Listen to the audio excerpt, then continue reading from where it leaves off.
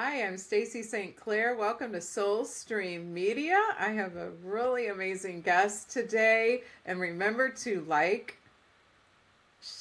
share, and subscribe. And today I have Candice Claire with us. She is a board certified natural health and wellness coach, a Chopra certified meditation coach, and an Ayurvedic lifestyle instructor, master aromatherapist, and yoga health coach. And she's passionate about teaching Ayurvedic practices. Candice, welcome. Thank you so much for being here.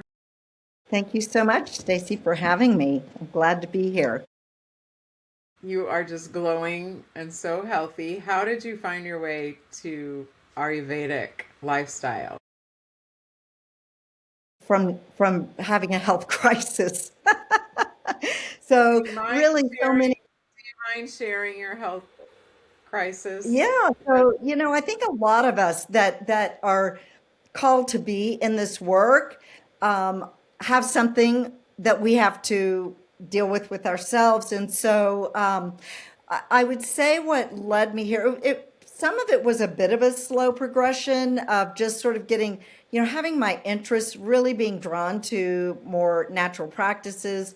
When I was pregnant with my daughter 26 years ago, I really wanted to do as much natural as I could. But I was also at a stage in my life where, there were what you don't know. And so I had not been that aware of certain things that were just kind of eroding at my well-being. And so anyway, as life happens, I just kind of was feeling chronic fatigue a bit. And I remember when I would get my daughter to school, like I would just crash in the afternoon. And so I definitely was feeling things. And then as stress has a way of manifesting in one's life, it just seemed like I had like a lot of big stressors at once. And this was back in like 2012, 2013, 2014. I was in a marriage where my husband was declining in his mental health, and it just kind of felt like a lot of pressure. And and I was called actually a little bit before that to go to the Chopra Center. And the reason I went there is I was given a gift, actually from my in-laws for a birthday to go to a spa. And I knew I wanted to learn how to meditate. So I went there for a week, and that's where I really got the seed planted for Ayurveda. Like I did a week-long meditation Ayurvedic retreat, and then my life continued to kind of feel like it was spiraling downward. But now, hindsight, I see that was just a universal way of giving me what I needed to get through what I needed to get through. And so, again, couple of hard years. My father passed away very, unexpectedly. And then my husband and I separated, and then he died by suicide, which was, it was just, at that point, I was just like, I don't even know what to say. And my health fell apart. So the way my health fell apart was just a lot of inflammation from basically my chest up. So I would just be, and it would cycle. It would just be like my skin was burning, and so I made that decision when I was like seeing that I was, literally in the hot seat, that I had to just focus on two things, and that was my daughter's well-being and my health. And so I really didn't have a social life at the time. I was just trying to keep my head above water, but I studied all the time. So I got a lot of certifications, in Yeah, those years I would following. I would think there was massive grief in there with the loss of your father, the marriage, the Yeah. your daughter's father. Yep. And And so, do you and think is that what the physical impact, like what does Ayurveda, do they make a physical and emotional connection? 100%. So Ayurveda would say I mean, there's always going to be maybe, an exception to the rule, but for the most part, all disease begins in the mind. So with the emotions in the mind. And then what it does is it's kind of like trying to find a seat in the body. So a lot of times symptoms will be evasive, like you might be feeling off, one way for a while and then another way. But if it's not remedied and resolved, and that does mean emotionally, physically, mentally, like, if you're not able to really, go into it and resolve it, it will find the weakest place in your body, and that's when it becomes disease. Okay, so, and then of course, emotions are always, emotions have certain organs that there are affinities to. And so, I really wasn't going to doctors very much at the time because I was very determined to get to the root and to really heal. Now, my weakness and what I found, so I've still struggled a little bit with it, but nothing like back then. And it's taken a long time. I even say this to people, like, you got to find the root cause. Sometimes it's not easy to find the root cause. Yes. So, but what I found was that there's a small percentage of people who really get triggered with mold allergy. Well, in our townhome, we did discover that there was black mold. Now, of course, I had it remedied and all of that, but now that I have the benefit of hindsight, that has been my weakness. And so I believe that was part of, I became so sensitive, even like outside hiking, which I do every day, but like certain times, like if it's been a big rain, like I would just be more like allergy-ish and bothered in my eyes. So the whole point was that I got very interested in learning about how to really like deal with it naturally so that my body could have the experience of not suppressing the symptoms, which is, I mean, people get to choose, but that often is a lot of times it's what a doctor wanted me to do, is to go on an immunosuppressant. And I just knew that, like, okay, that's going to be okay in the short run, but Mhm. it's going to wreck me Treating the later. symptom rather than the root Yeah, cause, which is your passion now. I think it it's really is. beautiful that you wanted that deeper healing. Yeah. And, I don't and know that throughout, everybody has that deep desire to heal in a whole, yeah, holistically. yeah, it's hard. And, it's difficult in our culture because even when people are like, I really want to do things naturally, there's just such that frustration of wanting it to be fast. And so Mhm. that might is probably the more difficult thing I have sometimes in working with clients, is to really just help them. It's literally like chopping wood and carrying water. Kind And of but slow and I'm yeah. going to say permanent because I always thought of that for my weight loss journey. Slow. Mhm. I'm about slow and permanent. I don't want a Yeah, quick yeah. fix. So over the years, I've just, eaten more healthy. Done. We'll talk about your cleanses. You have a twice a year cleanse. Done different things, and just slowly, but hopefully permanently.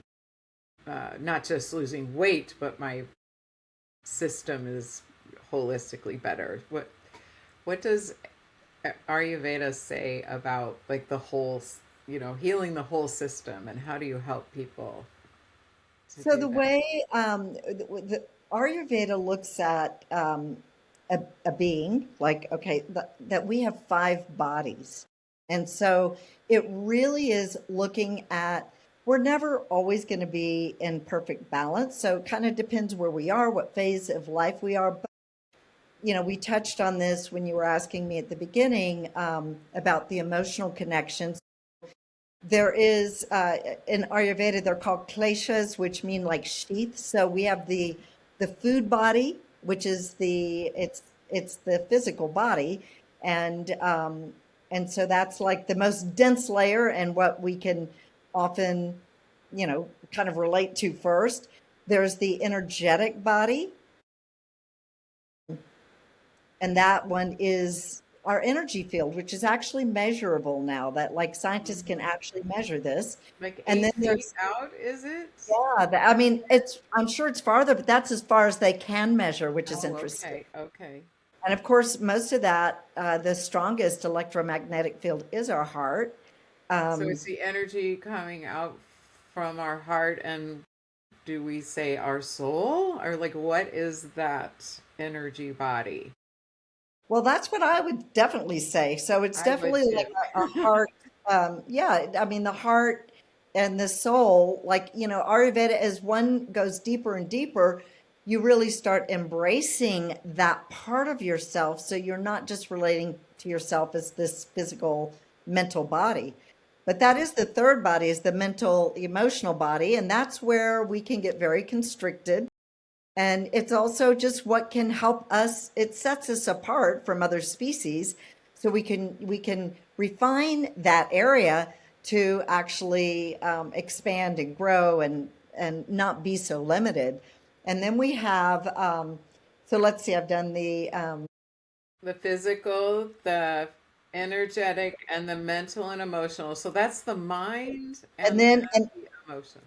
the mind and the emotions, but then we have our third eye, our intuitive body. Okay, intuitive And body. so that's something that um, is really important to develop. And as we were just talking about the heart, so the intuitive body is, when you are able to, um, make decisions really from your heart. So there is a connection in there. So, like, I mean, I would call that a soul connection. And then the last one is the bliss body, and that is more like the pure spirit that that you are, like you're all of these things. So when Ayurveda is looking at, yeah, the interesting thing about Ayurveda is it is very spiritual. It's not religious. It's not so much like the philosophy, like its sister science of yoga, but it's more of how do we live in our bodies, like how. And so that's when, when I was saying like chop wood, carry water, it's very much about entraining yourself with daily habits, seasonal habits. And the more you really, really understand that, it's like you can, because we have a mind, we can choose to not do anything we want. But when we choose to entrain, it's like literally having wind in your sail to help you. So, for example, the daily rhythm, the dinacharya, um, is, it's acknowledging that as human beings, we're diurnal, meaning we're supposed to be awake during the daylight hours and sleeping at nighttime. And so, the Is 24 this hour, is this similar to the circadian rhythm? yes, 100%. It is Yep. exactly that. And Okay. so sometimes people will say, like, Ayurveda is a circadian rhythm medicine. Cool. I did not know that. That's great. That's beautiful.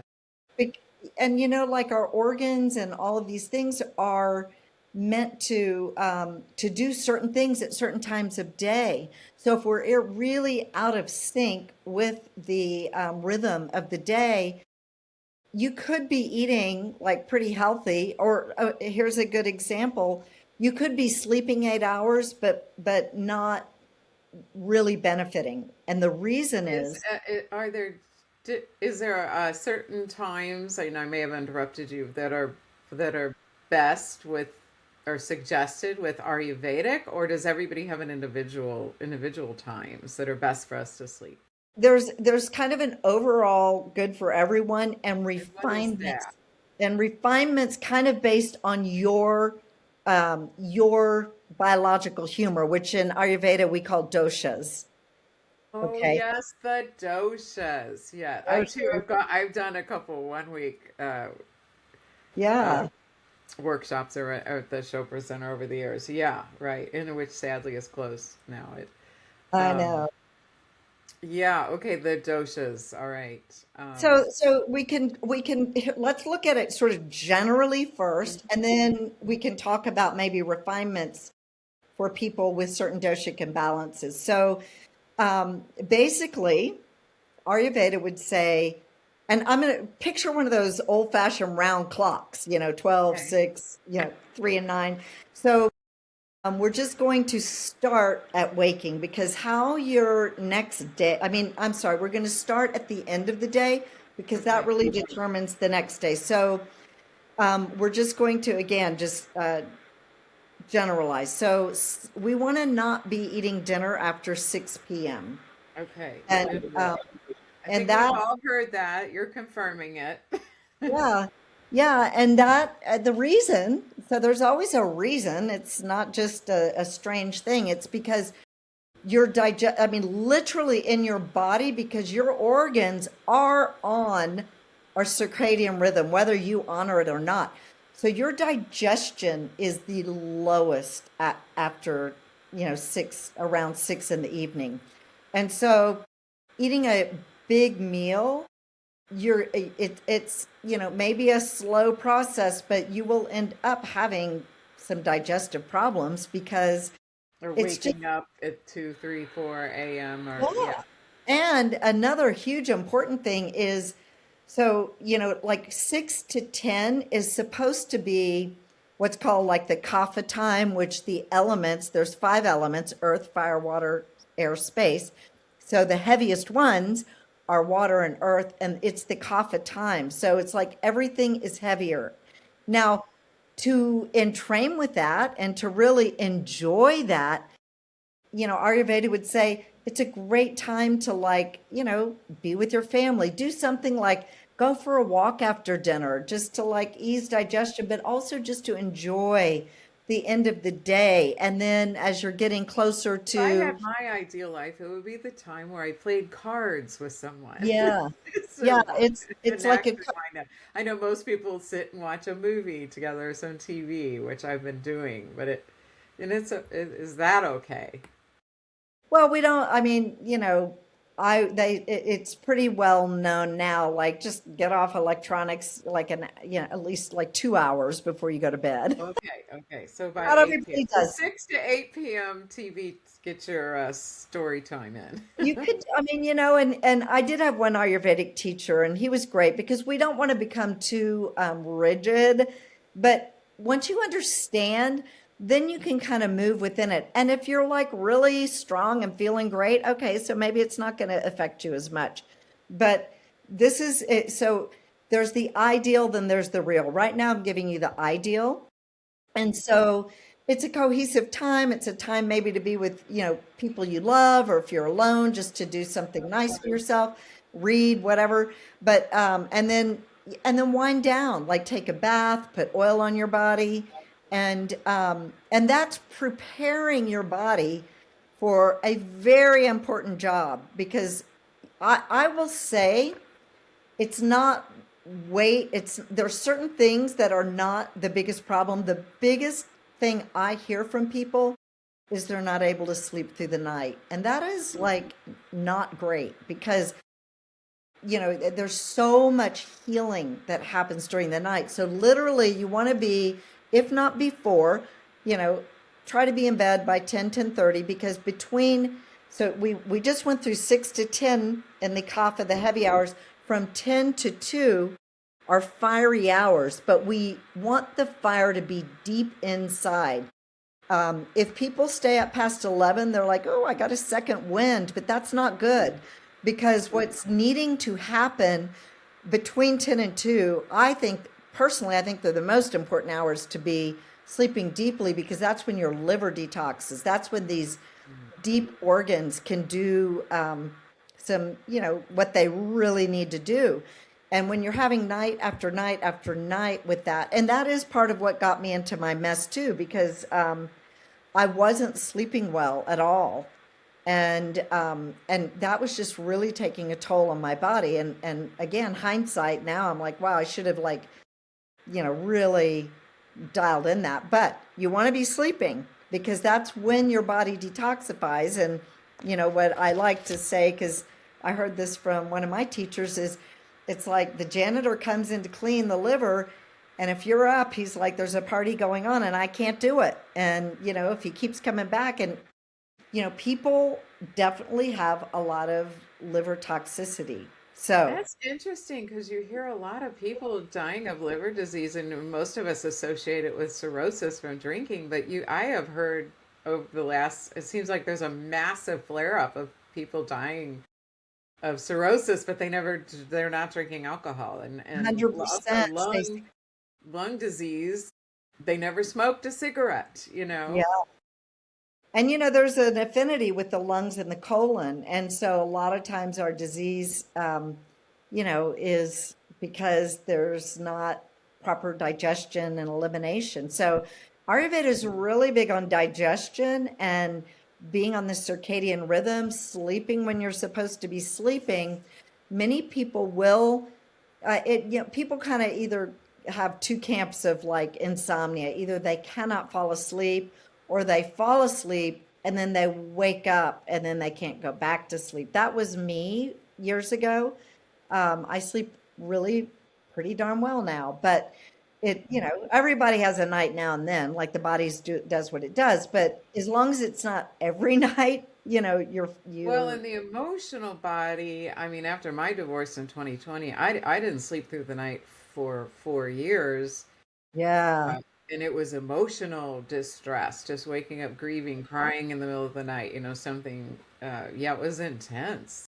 yeah, But yeah. I did try to get to sleep before 10 every night, and I did get some sleep in there. Now that you say 2 a.m., so probably I was okay because I did get some sleep between 10 and 2, but I would Yeah. wake up 3 or 4 a.m. and just be sobbing. And Yeah, and that's interesting too because the hours of Vata would be 2 to 6, and that's a much lighter energy.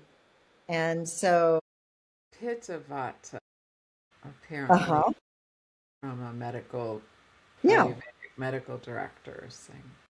mm-hmm, yeah. And so, really what I've learned more, well, let me get through the clock and I want to come back to the doshas. Okay, But great.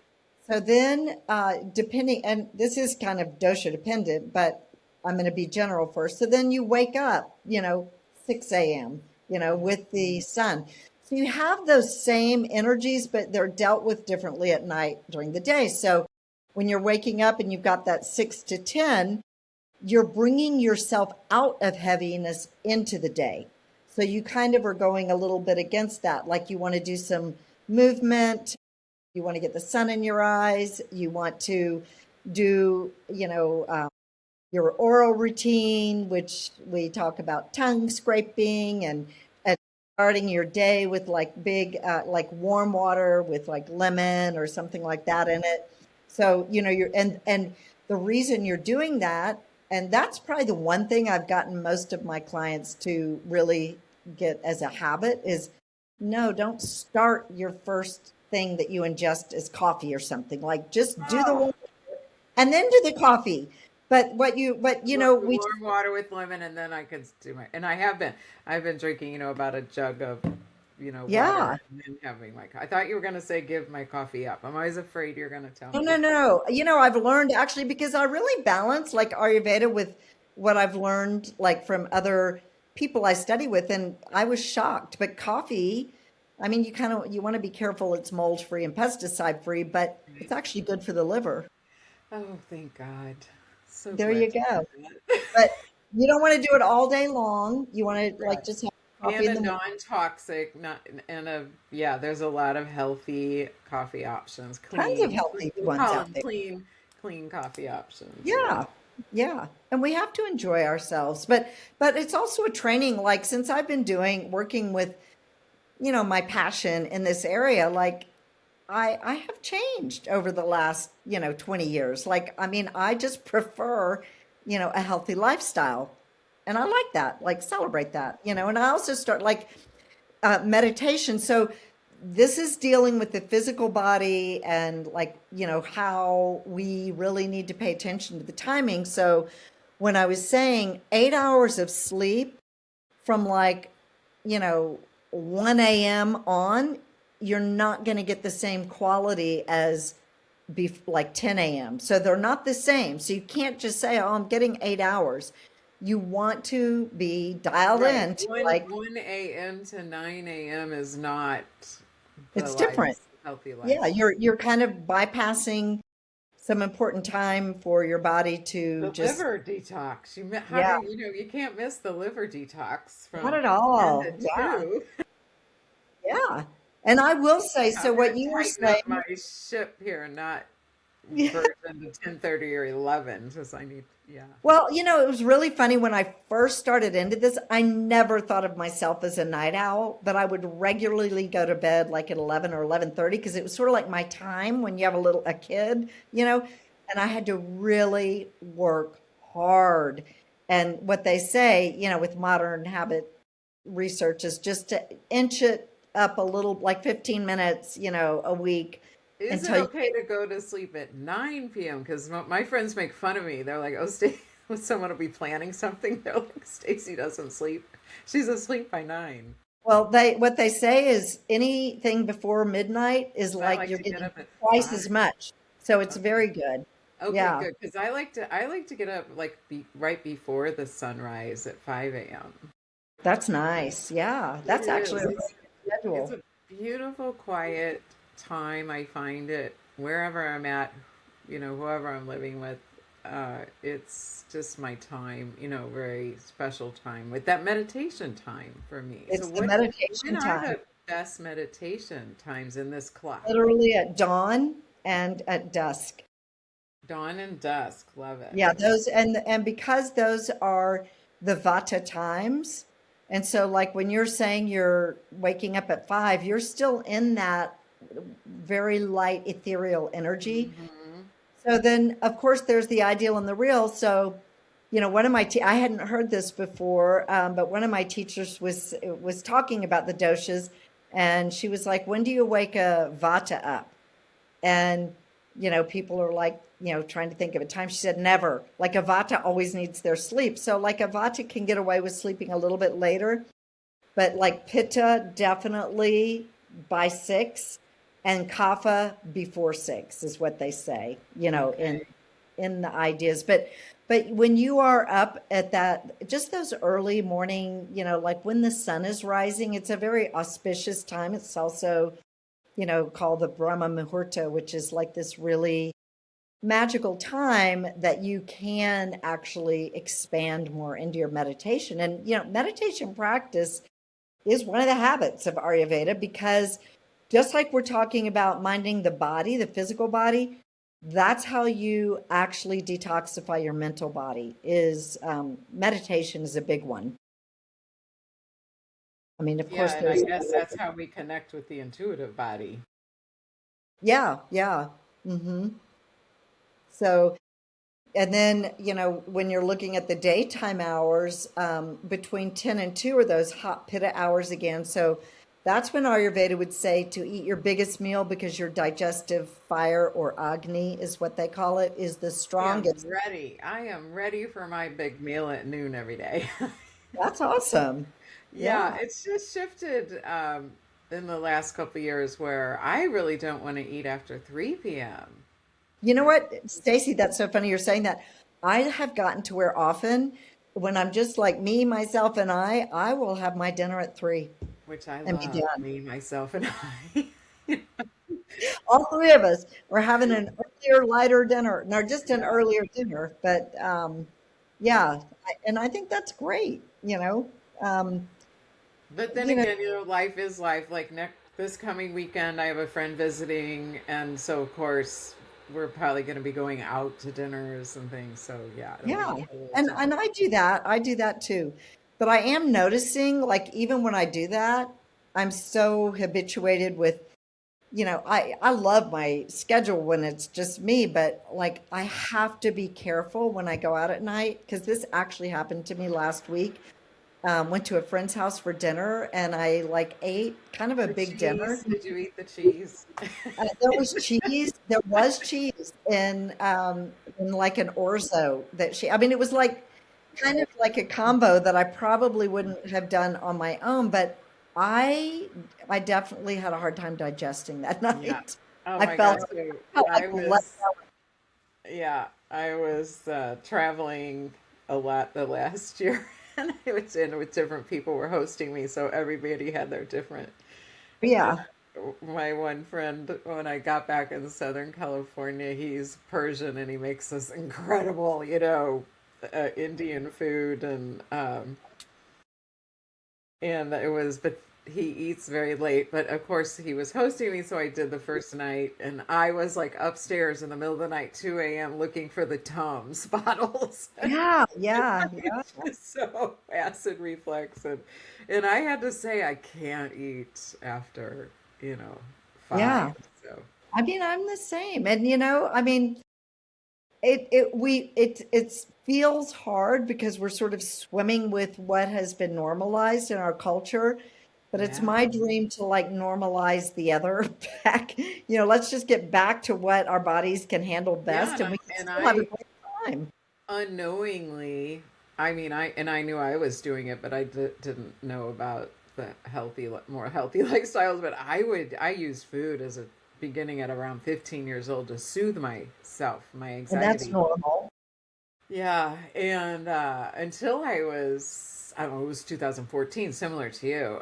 But I didn't, and with that, I was just tired. I wanted to be healthier. So nothing big traumatic happened. There was traumas before that where I just went to soothing with food instead of, oh, I'm going to get healthy and deal with. It was clueless. So, but I would, yeah, like carb up and think, Yeah. and I would thought one time, I'm like, wow, I think I like those big meals because I like go into a food coma. But it Uh-huh. doesn't sound that like that's what was happening. I probably wasn't getting good sleep. I wasn't really. I think it was a food coma, but not healthy as you're telling us. So don't Yeah, do and that anymore.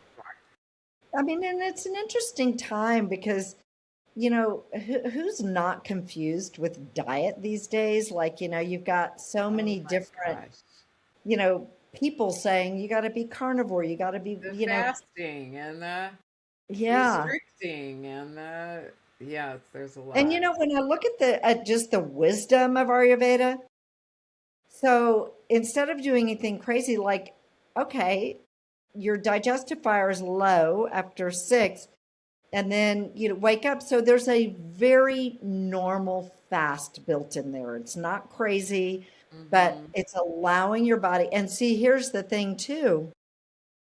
If you're doing the fasting, but you're maybe doing it from, like, you're eating a big meal at 9 p.m., it's Right. still gonna, what happens is, this is the body, instead of going into a deep digestion to cleanse organs, it's got a big meal that it has to digest, so it can't go deep.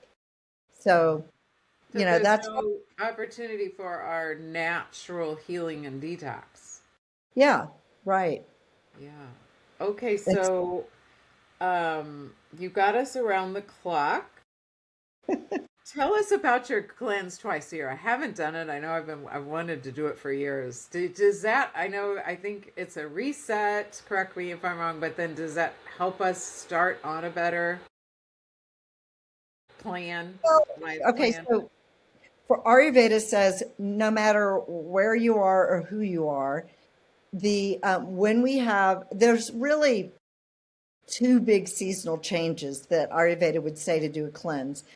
And one is from between winter and summer, and so that's the spring cleanse that I do. And the other is from summer to like through fall to winter, like in that window when it's changing. So fall and spring are unstable times in nature by design, right? So, you know, I mean, there are people who live in very temperate climates. They still need to do cleanses because the sun does change and the season does change, maybe not as drastically as other places, but, in according to Ayurveda, so in the winter time, we should be eating a different type of diet, a little heavier. We should be the days are shorter. And so when you're looking at nature, so right now we're getting into springtime, and even though we didn't have much snow where I'm living, normally there's a lot of snow melting and it's kind of a mud season. And that so perfectly describes spring as the kapha season that it is. It's heavy, it's muddy. And so we want to lighten up in our bodies. So, you know, what it's said is that if you don't let go of the previous season, then you're going to be more likely to have allergies, to get sick. And, so you literally want to have. Isn't that an amazing analogy for life in general? If you don't Uh-huh. let go of the previous chapter, the previous relationship, the previous toxic Yeah, job, oh my God. you're right, Stacey, because everything is always like a new cycle, right? And so the thing that I like about my cleanses and the people who join me is that they're not cookie cutter. I've had a few people not like the cleanse. I mean, I can only think of one because they wanted me to hand them a kit, but I'm much more like, what does your body need most? And so I also always introduce the five bodies. And the reason I really got clear on that is when I was going through a lot of my grief and everything was very new and hard, I felt like I was kind of living on a cleanse because my body was so out of whack. And so when it came to cleanse time, I literally, our extended space affects us. So I did I was eating like cleansy, kind of healthy stuff anyway, eating light and all that. So I did a home purge and got rid of like 10 garbage bags to take to the thrift store. I felt so good. So I always tell people, like, see where you are. And I have some generalizations. So I'm like, you know what? If you feel like you're ready to do a 1 day or a 3 day fast, we're here to support you. So the first week is just getting ready, just deciding what we're going to do. And so I always tell people you don't have to worry if you don't have an idea of what you're going to do yet, because that's what the first week is, the ease in week. And all I do is I tell everybody, if nothing else, just be qualitarian, eat organic, stick by the Ayurvedic clock, like, Mhm. just Right, be, that alone could be life changing. that could be a cleanse right there, for some people. And Yeah, so get to bed by asleep by 10. Yeah, that's a And so big change. it's really like, and I even tell people, if this is new for you and that's all you want to do for the cleanse, like, don't feel like you have to starve yourself. But what I do, and everybody's a little different. I often suggest, like on the week 2, is see if you can do a few days of liquids only. Meaning, like, you could do soups at night and nothing, nothing else, and have a smoothie in the morning. Although smoothies are very sort of, Ayurveda is not big on smoothies, but every They're Ayurveda, not. I'm big on smoothies because I know. I'd rather drink my fruits and vegetables than eat them. Yes, you know what, Stacy, I know. And so I was just going to say, all of my teachers are kind of the same. The reason, there's always a reason, is because you don't want to put your digestive fire out with something cold. But I feel like, and maybe I'm stretching this a little to suit me, but if I'm having a warm beverage with it, then I'm like, well, that kind of balances it out. Yeah, I do have my Yes. coffee with my smoothie Yeah, yeah. There you and my go. warm water. We have our warm water. And the warm water and Ayurveda, and a lot of times I tell people during the cleanse, I mean, people have lost weight just doing this, is getting a big thermos. Because the one thing Ayurveda is clear on is not to have cold. So you never want to drink ice water with a meal. You Hmm. want your water to be room temperature or What warm. does Ayurveda say about these cold plunges? That's all the rave. And I've done it all, like, but it's really I not know the, we did the hot yoga together. yeah. And, like for people who have, like, I'm Vata Pitta. But a Vata Pitta, like, you can have, this is where people need to like relax a little bit about like what they think they are, because you can have an imbalance in anything.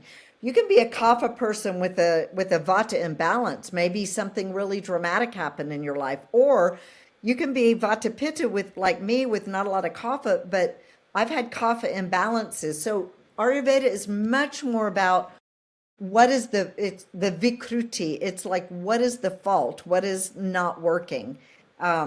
So you're not too stuck What like, needs well, to I'm not be a, corrected? Right. What needs to be corrected? yeah, because it could be any of that doshas. So Right. anyway, Well, we'll have to have you back to just yeah, talk about the doshas. I know Maybe we there's, can do that next month. I know we're not getting into that um, today, but tell us. So we're heading into spring. Are you doing a spring cleanse yep, that I can do put one. a link?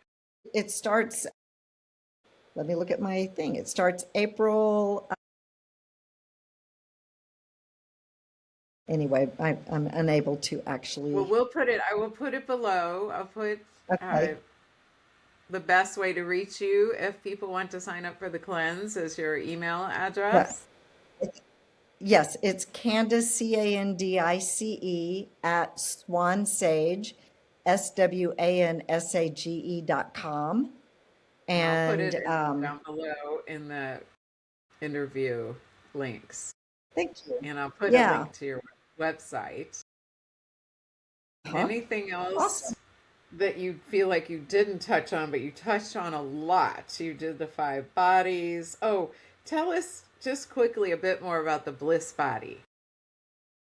The bliss body is, if all the other ones are like really in a good place, it's more of an expansive, like you are very, Ayurveda could call this sattvic, like just in this wonderful, peaceful, content space. You don't have anything that's screaming at you, and so you can sort of expand more into, the spirit realm. Wholeness. Yeah. Nice. That's so beautiful. That's a great way to wrap this interview up. Thank you so much. We I do want to have you back to tell us about the doshas, so we'll plan that.